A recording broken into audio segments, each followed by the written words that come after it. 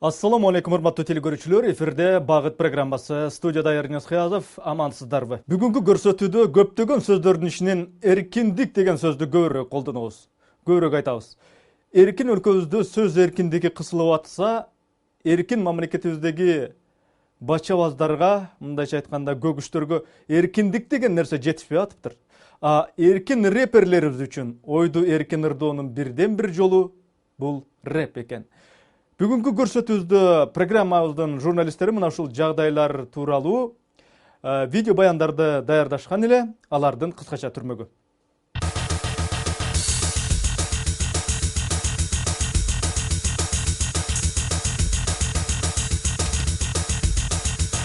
Баш кесмек бар, тил кесмек жок.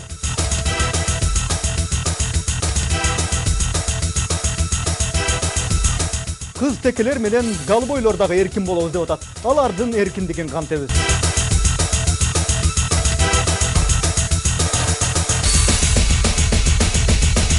Эркиндикти рэптин тили менен айтса да болот.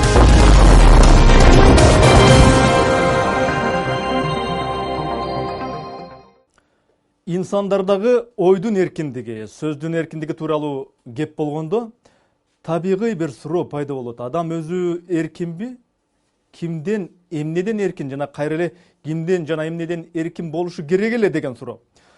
Бул суроонун жолу менен кете берсек, инсан кандайдыр бир күчкө, кандайдыр бир тирүүлүктүн принциптерине баш ийиши керекпи, жокпу деген суроого ушинтип суроо кошулуп олтуруп, акыры суроолор Кудай менен инсандын мамилесине барып токтойбуз. Ким кимден эркин, ким кимдин эрежелери менен жашаш керек деген мына ушундай маселе келип чыгат. Бул маселеде Кудайга ишенбеген атеисттердин пикири эми ал белгилүү. Бирок инсандын эркиндиги маселесине келгенде муну жаса, муну жасаба, бул сооп, бул күнөө деген Кудайдын буйруктары бар экенин жакшы билебиз. Ал эми биз бул көрсөтүүдө сөз кылчу эркиндик башка эркиндик. Көнүмүш тил менен айтканда демократиялык өлкөдөгү светтик мамлекеттеги сөз эркиндиги. Сөз менен иш кылган, сөз менен оокат кылган журналисттер журтуна байланышкан сөз эркиндиги. Эки инкылаптан кийин парламенттик жолго түшкөн Кыргызстандын Акаев кезиндеги оппозиционери, ал эми Бакиев кезиндеги премьер-министри, бүгүн болсо өлкөнүн президенти, ажоосу Алмазбек Атамбаев быйыл мына май айынын орто ченинде СДПК партиясынан жогорку кеңешке депутат Элистина Качкарова даярдаган жалган маалымат таратканы үчүн кылмыш жоопкерчилигине тартуу жөнүндөгү мыйзамга кол койду. Кулакка угулганы туура эле дей. Ооба, ким жалган айтса, жалган маалымат сүйлөсө, ошону өзү кылмыш да дейсиң. Бирок СДПК партиясы демилгелеп, ага президент макул болуп колдогон бул мыйзамдын түпкү жагында таптакыр башка нерсе жатат дешет айрым билермандар. Өкмөтчүл, бийликчил маалымат каражаттары канча жалган айтса дагы, аларды ким камап, аларды ким соттомок эле? Бул мыйзам тек бийликке акарат айткан, бийликтин кемчиликтерин ашкерелеген маалымат каражаттары үчүн, оппозициялык журналисттер үчүн ыргытылган сыйыртмак деген ойлор бар. Теманын уландысы кийинки сюжетте.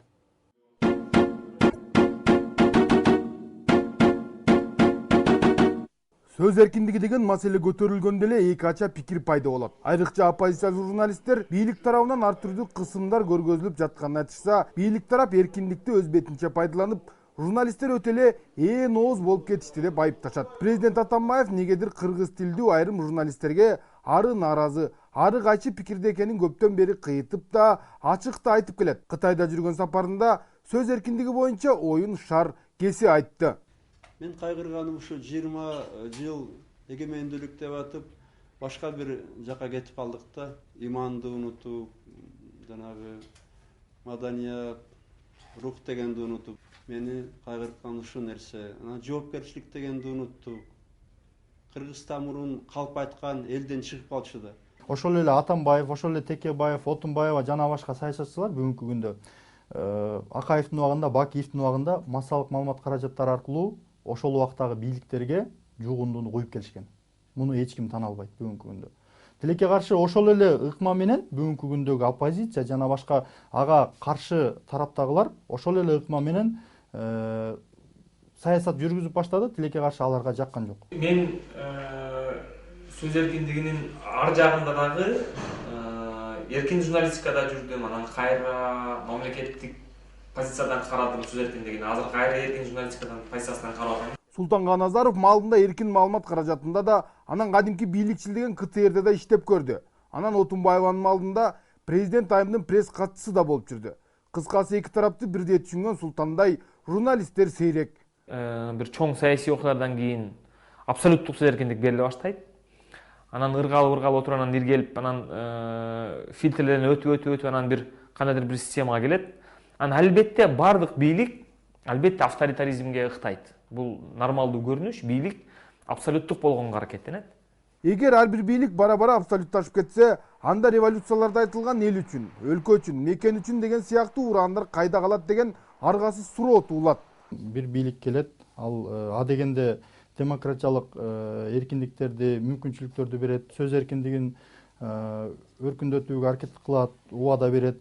Бирок айланып келип, ал кайрадан аргасыздан өзүнүн былыктары ачыла баштаганда, саясаты туура эмес нукка кете баштаганда, сын күчөй баштаганда, ага чыдабай аны муунтууга аракет кылат. Жогорку кеңештин депутаты Эристина Кочкорова деген айым калп маалымат жеткирүү тууралуу жаңы мыйзам долбоорун сунуштап, парламент колдоп, президент кол койду.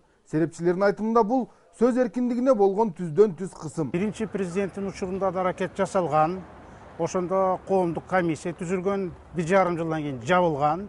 Аракет жокко чыккан. Себеби ага чет элдик ОБСЕ деген бар, жанагындай уюмдар бар, эл аралык уюмдар барыштан каршы чыккан, сөз эркиндик принциптерине каршы чыккан эме болчу да, кадам мыйзам менен бекилгенде. Бакиевдин учурунда да ошондой болгон. Анан жана Минюс деген бар эмеспи бизде? Минюста комиссия по нравственности деген түзүлгөн. Ошондо карап туруп бир-эки газетти жаптырышкан. Ал дагы 1,5 жылдан кийин жабылып калды. Баары тең мыйзам менен түзүлгөн немелер да. Азыр мына 3-эме болуп атат. 3-чү сериясы болуп атат. Мыйзамга ылайык маалымат тастыкталбай калса, тараткан адам мурдагыдай административдик эмес, кылмыш жообуна тартылат. Биздин коомчулукта, биздин мамлекетте коррупцияны дагы жанагындай бир мыйзамсыз көп аракеттерди далилдешке мүмкүн эмес. Мен билгенде эле журналисттер бар, ашы чаап кетет. Кээде саясий кызыкчылыктардын аркасынан маалыматтарды таратат. Бүгүнкү күндөгү саясий элита, бийлик ошондон тажады. Анан ошонун өзүн өзү коргоо чара катары ошол мыйзамды кабыл алды. Мыйзамдын демилгечилери өнүккөн демократиялык өлкөлөрдө деле ушул сыяктуу мыйзамдар бар экендигин айтышууда. Бирок Кубан Мамбеталиевдин айтымында алардын мыйзамы таптакыр башка жакка багытталган. Башка мамлекетте бар, ооба, бирок ал жерде бир эмеси бар.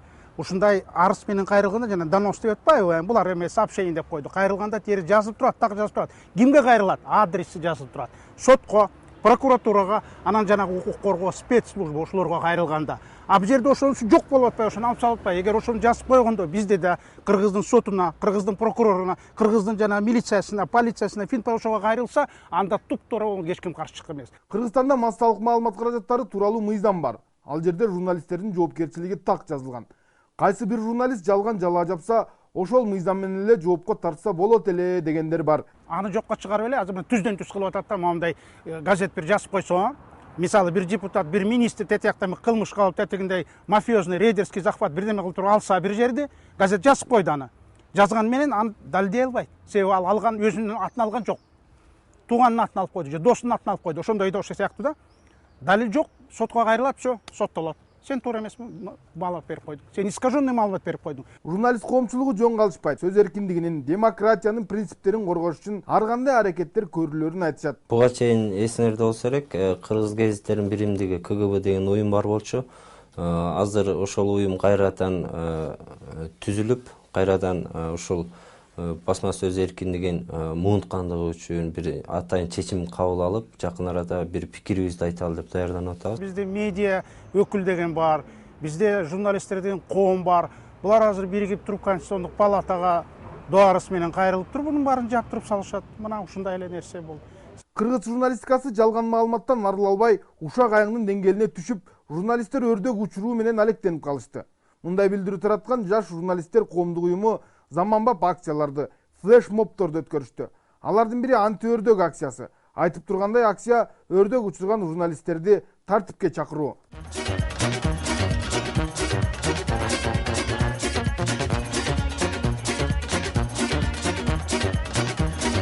Гезиттен өрдөк жасалып өрттөлүп, Ушак айынга каршы ар түрдүү карикатуралар тартылган анти өрдөк акциясында Дайырбек Орунбеков менен Адилет Айтыкеев деген жаш журналисттердин аты аталган. Чын эле силер өрдөк учура бересиңерби деген суроого жооп бере берип чарчадык дейт алар.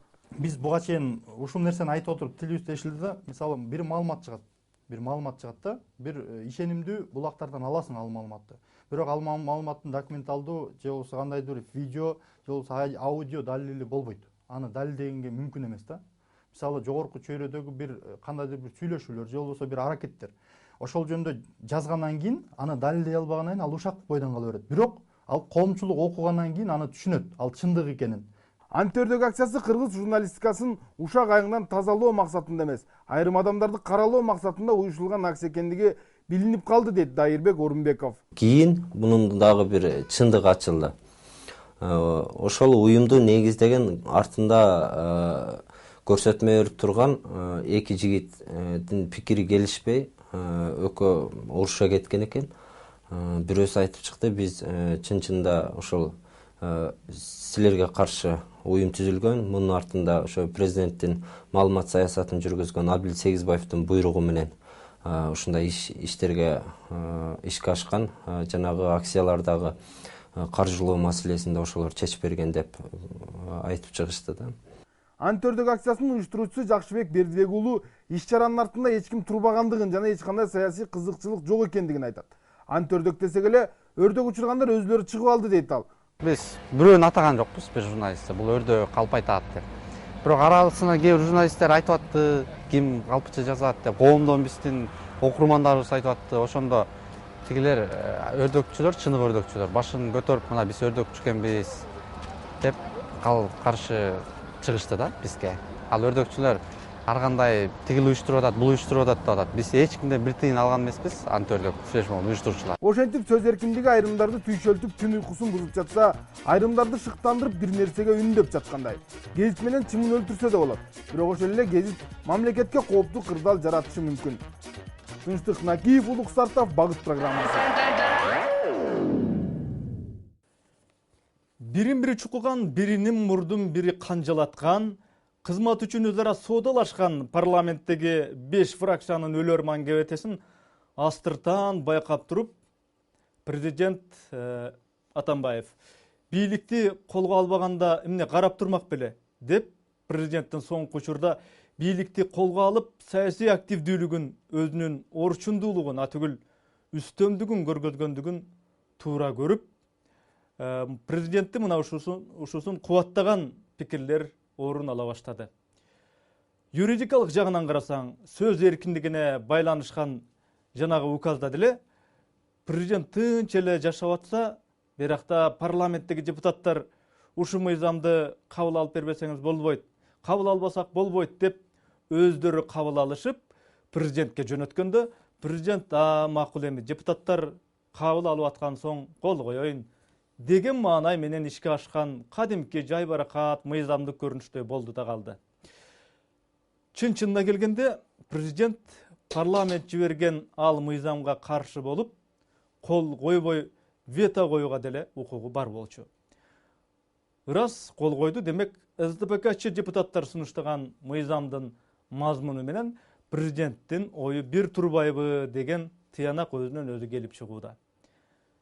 Калптын казаны кайнабайт дейт кыргыз. Ылайым эле калп сүйлөгөн, калп көргөзгөн, калп угузган журналисттер оңбосун деңизчи. Бирок ушу сөз эркиндиги темасына байланышкан сюжетке бүтүм иретинде бир кезде Атамбаевдин активдүү жактоочусу, анын саясатынын көп жактарын колдоп келген серепчи Табылды Акеровдун Майдан гезитине берген маегин мисал кылып коеюн. Журналисттерди калп маалымат тараткандык үчүн кылмыш жоопкерчилигине тартуу боюнча мыйзамдын кабыл алынышы менен кыргыз журналистикасы Акаев Бакиевдин мезгилиндегинен дагы катуу кысымга кабылды. Эми саясатчыларды, журналисттерди ар ким кайсы бир сөзү үчүн эле прокуратурага, сотко сүйрөй бериши мүмкүн. Мындай ыкмалар өзгөчө Акаевдин учурунда кеңири таралган. Эми гезит бетине жарык көргөн материалдардан ким менен урушуп жатса, керектүү кишини ак үйгө чакырып, сиз бул саясатчыны сотко бериңиз. Андан 1 миллион же 3 миллион талап кылыңыз, биз сизге соттон утуп алууга жардам беребиз деп оппозициядагы саясатчыларды, журналисттерди, редакцияларды жүдөтүп, башына маселени үйүп таштаганга мүмкүнчүлүк табылды. Мындай окуялар Акаев Бакиевдин учурунда дагы көп эле болгон. Табылды Акеровдун мына ушундайча ою айтылган. Саясий көзайнекти көзүбүздөн алып таштап, голубой көзайнек карап дүйнөнү карап турган болсок, чындап эле акыйкатсыздык, теңсиздик, туура түшүнбөчүлүк күчөп, дүйнө жүзүндөгү кимдир бирөөлөрдүн укуктары, каалоолору, табиттери тепселип жаткан болуп чыга келет. Сөз көгүчтөрдүн дүйнөсү, өз тили менен айтканда, голубойлордун укуктары тууралуу болуп атат. Европада эми бачабаз, көгүч, голубой сыяктуулардын кадамы улам кенен ташталып, түгүл кээ бир Европа өлкөлөрүнүн парламенти эркек менен эркек үйлөнсө боло бере турган, аял киши аялдык табиятынан баш тартып, күйөөгө эрге айланса уруксат бере турган мыйзамдарды кабыл алып беришип, ошентип эле тим болбой, жанагы бачабаз шүмшүктөр биз деле ушинтип үйлөнө бербей, күйөөгө тие бербей, дүйнө жүзүндөгү биз сыяктуулар дагы үйлөнсө боло бере турган мыйзамдарды, укуктарды жер жүзүндөгү өлкөлөргө жайылтышыбыз керек деген маанай менен батыш тараптан демократия менен кошо гей парадтардын шамалдары Кыргызстан жакка дагы сого баштады. Гейлер деле киши да деген өңүттө кайсы бир бейөкмөт уюмдун жаштары, патриот жаштары байрак көтөрүп Бишкектин көчөлөрүндө жүрүш жасай коюшту эле. Бул эмне деген келесолук? Бул эмне деген кыргыздын салтын сыйлабастык дешип, баштарына кыргыздын калпагын кийген кыргыздын бир топ жаштары анча-мынча бишкектик гейлердин кагаздагы сүрөттөрүн, фотолорун жерге тепсеп, аны болсо жөн эле тим болбостон өрттөп, кыжырдануусун билдирип, араң токтошкон. Ошентип кыргыз патриот жаштары Бишкектин деңгээлиндеги көгүчтөрдүн кадамын мына токтоттук деп сооронуп турганда, дүйнөлүк деңгээлдеги Евровидение сынагында сакал муруттуу айымга айланган Кончита Вурст аттуу эркек эмес же кыз эмес, айтор бир кыздеке биринчи орунду жеңип көптөрүнүн кускусун келтирсе, а көптөрүн сүйүндүрүп кол чаптырды. Эркин Кыргызстанда баарынан эркин болгусу келген кыздекелер жана бачабаздар, голубойлор темасы кийинки сюжетте. Парад деген нерсени баарыбыз билебиз. Майрамдарда шаңды өткөн парадтар совет доорун көрүп калгандардын эсинен кете элек болуш керек. Кызыл желектер, кызыл жагоолор, шарлар, түптү тизилип алып, башты бийик көтөрүп, алдыга карай шайдоот кадам таштамайлар. Школьников сменяют физкультурники.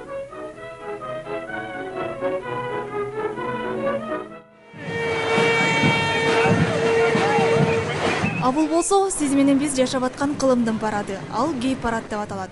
Муну кыргызчага оодарганда табияты эркек, бирок аял болгусу келип, бири-бирине үйлөнүп жүрө берчүлөрдүн парады. Муну көргөн кыргыздын ээге түшүп, кокуй, ошо да болчу беле, дээри анык. Бирок бул деген Европа. Европада баары болушу мүмкүн. Эркек эркекке, аял аялга үйлөнүп, айтор эркиндикти пайдаланган ээн баш калк болот окшобойбу? Муну алар өзүбүздүн укугубуз деп түшүндүрүшөт.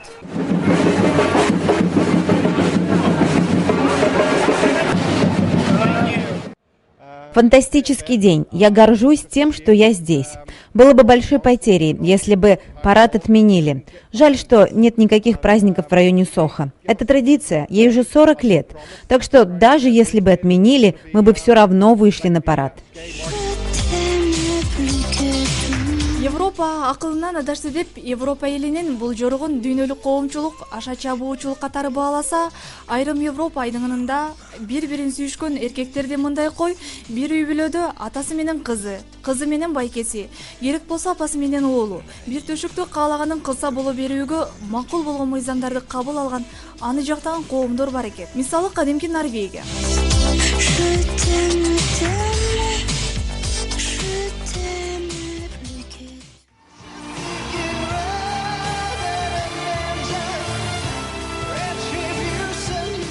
же эркекке же ургаачыга кирбеген бул Кончита Вурст аттуу макулуктуу дүйнө элинин көбү кайсы топко кошоорун билбей али күнчү дискуссиянын кучагында жүрөт. Баарыбызга маалым болгондой, Кончита Вурст Евровидение сынагына катышып башкы орунду жеңип алган. Но, увы, для многих именно это и имеет значение. Кончите Вурст приходится то и дело сталкиваться с оскорблениями и враждебным отношением.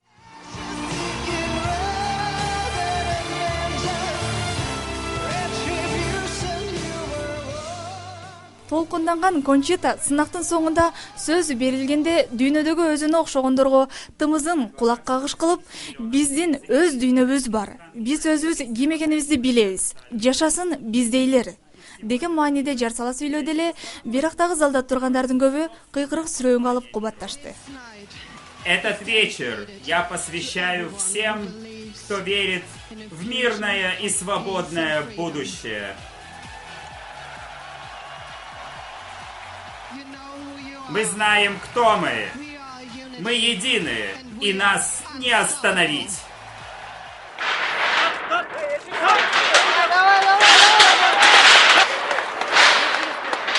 Кыргызга өзүнүн Ташчайнар деген лакап аты менен таанылган Нурлан Алишеров Кудай эркекти эркек кылып жараткан соң эркектей эле болуш керек деген пикирде. Кончита Вурст деген немени телевизордон көрүп, көөнү көк таштай калып, атүгүл көңүл айланып, кускусу келгенин айтып, мындай көрүнүшкө каршы экенин билдирет.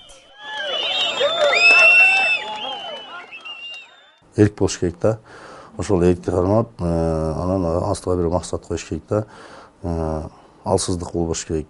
Аял заты аялдай болуш керек, эркек заты эркектей болуш керек да. Сени коомчулукка айтып чыгабыз, сен ушундай бачабас экенсиң, гей экенсиң, кызтек экенсиң деп ушуну айтып чыгабыз деп, анан алардан акча алып, кээ бирөө зордуктап аларды, ушуга чейин кыздар да келди ыйлап.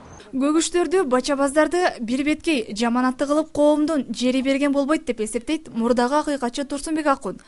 Экс акыйкатчы ушундай пикирди мурда карманчу эле, азыр деле ошонусунан кайтпаптыр. Кудай кээ бир адамдарды ошентип кыз да, эркек да кылып койсо кантишсин. Аларга медициналык жактан да туура карап, адамгерчилик жагынан да туура мамиле кылыш керек дейт Турсунбек мырза. Булардын укуктары корголуп атат дегенден алыспын. Бирок ошондой болсо дагы буларга биз коом туура түшүнүү менен мамиле кылышыбыз керек. Анткени бул оору да. Бул алардын кемчилиги эмес. Булар ушундай болуп калган экен. Бул коом, бул атайын коомдун бул медициналык оору да. Салт сана деген тыюулар, ата баба деген тыюулар Кыргызстанда өтө көп. Мен кандай айтсам, ачыгын айтканда мен өкүнөм өзүм Кыргызстанда жашаганыма. Телефон аркылуу ар кимден сураштырып, интернеттен издештирип, өзүн геймин деп эсептеген жигитти да таптык. Бирок анын шарты менен бетин көргөзбөстөн аты жөнүн айтпастан пикирин гана суроого макул болуп келиштик. Биздин бул каармандын айтышынча, Кончита Вурсттун жеңиши бул адам эркиндигинин жеңиши экен. Мындай көрүнүшкө адамдар нормалдуу эле мамиле кылышты үйрөнүүсү керек дейт. Бизге эркиндик берсен, бизди тебелеп тепсе, бизди да элдер түшүнө билсин. Эми кандай айтсам, ар бир адам өзүнүн укугун өзү билет. Аял киши эркек болобу, эркек киши аял болобу, ал өзүнүн укугубуз да. Гейлер, бачабаздар өтө эле каалап жаткан демократиянын Кыргызстанга гана эмес, деги эле адамзатка кереги жоктугун айтат Халал комитетинин Кыргызстандагы жетекчиси коомдук ишмер Мыктыбек Арстанбек. Кудайга жакпаган нерсени каалоо, аны мажбур түрдө таңылоо адамзатты жер жүзүнөн жок кылчу синдром деген оюн кошумчалайт. Биздин коом үчүн коркунуч, өтө чоң коркунуч. Адамдардын психологиясына, өзгөчө биздин жаштардын психологиясына чоң доо кетирүү усулу да. Ансыз деле азыр мектептерде ар нерсени сабак берип атат. Аны караган адам жок. Мыктыбек Арстанбек Кыргызстандагы көгүчтөрдүн укугун коргоочуларды Кыргыздын накта залал келтирүүчүлөрү, душманы деп билет. Алар үчүн өлкөнүн кызыкчылыгы эмес, акчанын кызыкчылыгы биринчи орунда турат деген ойдо. Кимге биз мынчалык тоскоолдук кылдык? Биздин элди ыдыратуу, биздин элди динден чыгаруу, биздин элди ушундай бир табиятынан кетирүү менен алек болгондор бар да. Мен билбейм, аларга кандай жамандык кылганбыз билбейм. Ошон үчүн буга мен айтам, биздин элге болгон душмандык бул.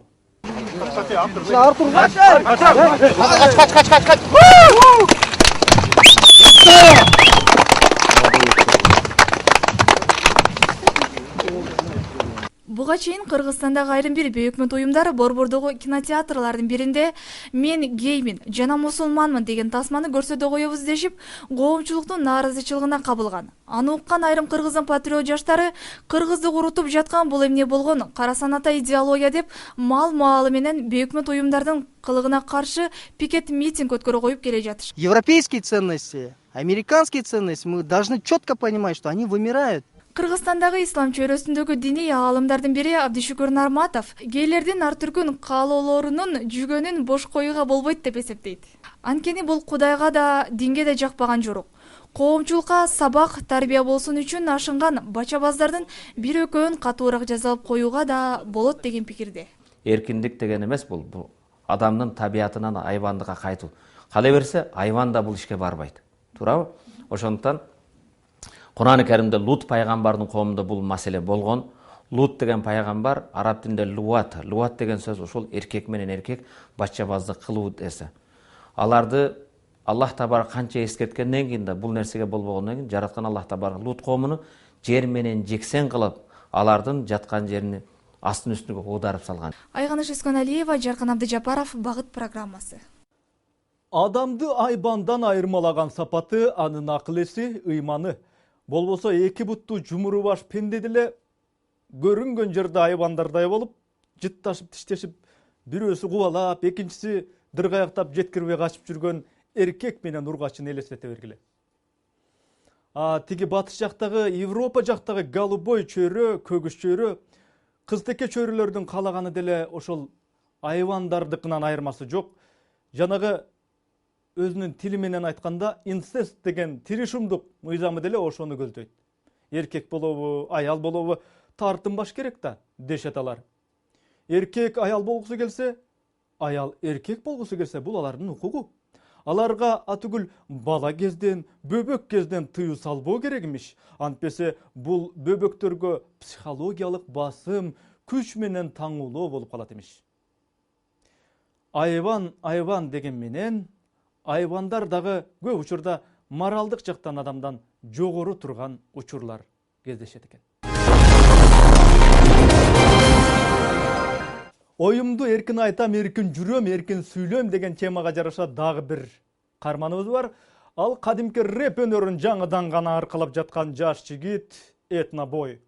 Рэп жаатында буга чейин кыргыз коомчулугуна Татаулан, Кигас, Добр сыяктуу шумдуктуудай рэпилдеген өнөрү менен элге таанылып келген болсо, алардын ырларын угуп чоңойгон муундагы жетилип, эми тиги агалары сыяктуу рэпчи болгусу келген балдар чыгыптыр. Илгери кыргыз баласы манас айтчу эле, дастан айтчу эле, чечен денип, чечен айтыш айтчу эле.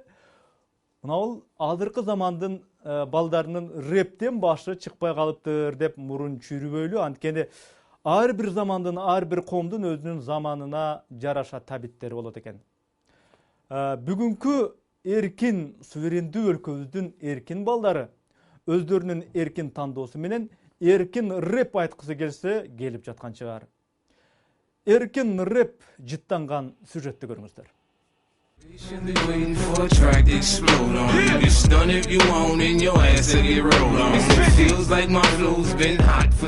Рэп деген нерсе түшкө кире элек замандарда кыргыздар үчүн ырдоонун бул жанры күлкүлүү угулчу. Анан мезгил өтүп, рэпти кыргыздаштырган, жөн эле кыргыздаштырбай, катыра кыргыздаштырган кыргыз рэпчилери чыкты. Мисалы Татаулан. Бул дүйнөдө апаң үчүн таңбы, Кудай деген сөздөрүңдө калышчындык барбы? Ачык көңүл иман жолго көкүрөгүң тарбы? Таштан ары жаман ойду таптап өткөн жарды, чет өлкөдө кызмат кылып ор жумушка зарбы? Анан Татауланга таасирленип, аны туураган, так ошол Татауландай болгусу келген дилгир жаштар чыкты.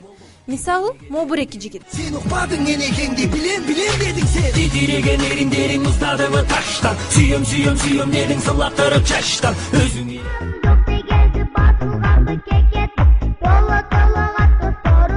Ал эми Мобуреки балакай чоң Татауландын кичинекей копиясындай болуп, кийингени, калпагы, бет кабынан тарта жарашып жатып калыптыр. Кичине Татауландын бул клиби интернетке жарыяланары менен интернет колдонуучулардын кызыгып көргөн тасмаларынын бирине айланды.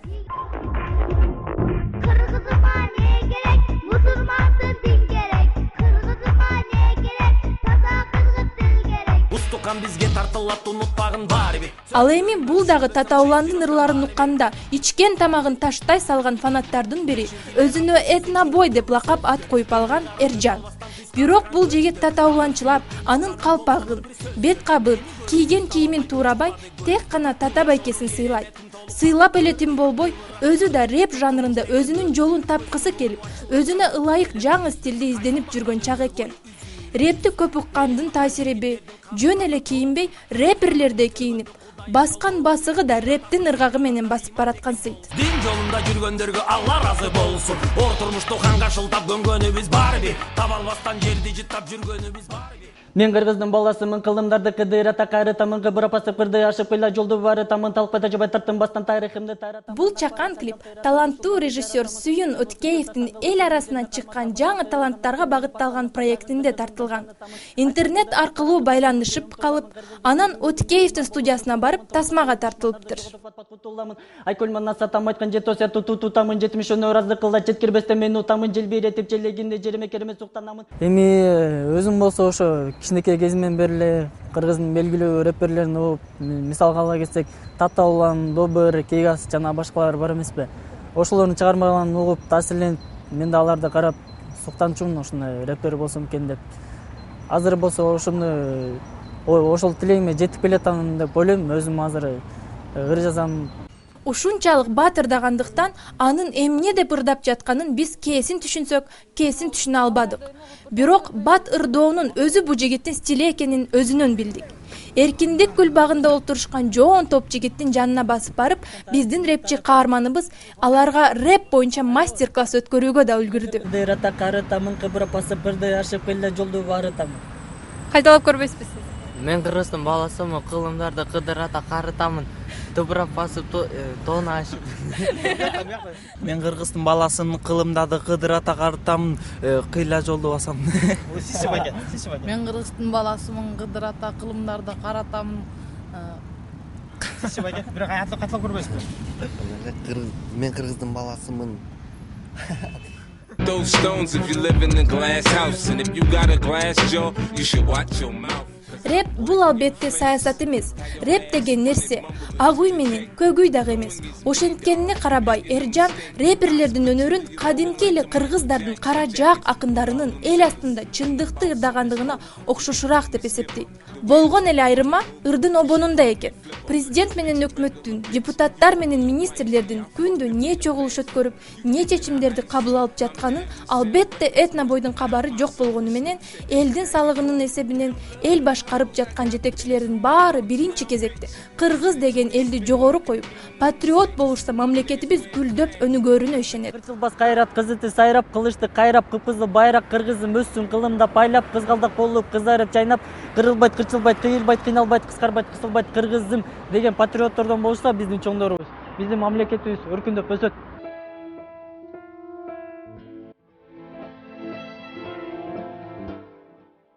Ак үйдүн астынан өткөн ар бир инсанга темир тосмолордун гүлчамбалар көзгө илингендей эле.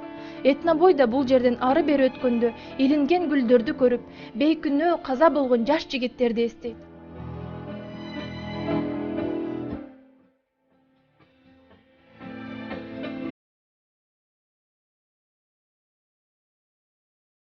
Ак үй жанындагы монументтин жанында туруп, Этнобойдун жан дүйнөсү бир аз кайгыга малына түштү окшойт. Ичимде рэпке ылайык ыр саптары жаралып калды. 4 сөз болсо да төгүп исем болобу деп анысын да төгө салды. Жанымдагы эстеликте ак менен кара бөлүнгөн, ата бабамдын ажыратып жөлөгөндөрү көрүнгөн, эркиндик үчүн эр жигиттер өткөндөр сансыз өмүрдөн, андыктан барктап таазим этем, ак сөзүм чыгат көңүлдөн. Бул борбордук аянтта адам өмүрлөрүн алган эки саясий чоң окуя болгонуна карабай, Ала Тоо аянтын Этнобой негедир жакшы көрөт. Айрыкча кыргыздын калдайган желеги кызарып, желбиреп турганы ага дем күч берет. Кыргыздын желегин көргөн сайын патриоттук деми күчөп кетет дейт биздин каарман. Тарыхты тактап, такалбай бат-бат, Айтоор Этнобой экөөбүз бүгүн керээлик кечке рептин тилинде сүйлөштүк. Анда эмесе сиз мага айтып көрбөйсүзбү, мен сизди кайталап көрөйүн, Макул айтып көрөйүн.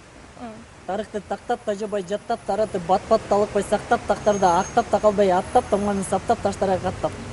тарыхты тактап, тажабай жаттап, талыкпай сактап.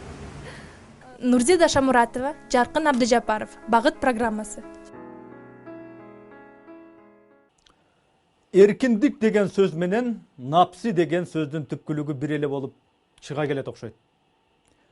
Эркиндикти дагы, напсини дагы тыйып, чектеп, оңдоп, кыйшыгын түздөп оңоп турбаса, Европадагыдай болуп, катардагы жарандарынан тартып, анча-мынча депутаттары, мэри баш болуп, голубойго айланып, анысын эл сөз кылса, бул ар кимдин укугу да.